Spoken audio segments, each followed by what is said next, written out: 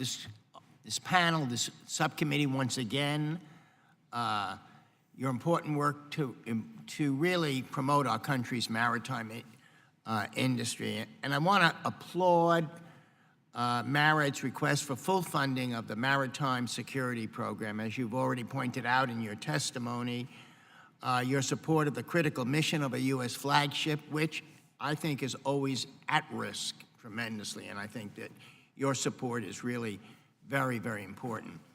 You know, when you were here in March, I asked you about the Port Security Infrastructure Development Program at that time, which receives nearly $300 million in the most recent appropriations legislation. Ports and other stakeholders across the country are eagerly anticipating this program. This is a huge thing for the ports.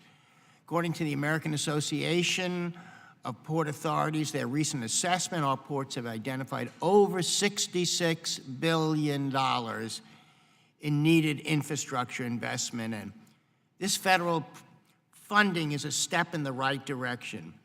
The question I have for you, Admiral, is can you tell me why the President's budget proposes to eliminate this program before we've even awarded the first grants? Yes, sir, I'm happy to answer that. As you recall, the timing was a little bit off on the two budgets. When Congress put the money in for the port infrastructure development money in the 19 budget, our 20 budget had already left the hangar. It was already out and out. So we weren't really canceling it. It was not part of our budget initially. Can you speak? Would you support it? Well, I think port development is extremely important. We're looking forward to getting the notice of funding opportunity out here very shortly. It'll be within the coming months, very soon. You know, we do have a lot of other port grant money that we do distribute, part of the build program. Right. I believe there's an additional $100 million in additional funding in that program, as you point out. But that doesn't make up for the $300 million that we're going to lose without the continuation of the Port Infrastructure Development Program. As we're, again, the 20 budget is here. I mean, it was developed before the Congress funded put the money in the 19 budget, and we're just beginning the 21 budget right now. So we'll see where that goes. Obviously, the funding priorities will have to be.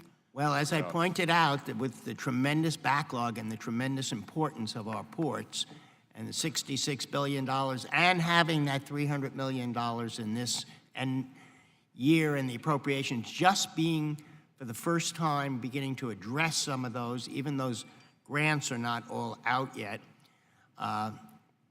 it's a big loss, and I just wanted to convey that to you. My last thing is not a question, but a statement to Admiral Schultz. I also represent the port area of Long Beach as part of the LA Long Beach complex, and we couldn't do it without the Coast Guard. And I am very, very proud of the work that we work with the Coast Guard in America's largest port complex, and vitally, vitally important, not just for the port, but for the national security of the entire West Coast, and I thank you.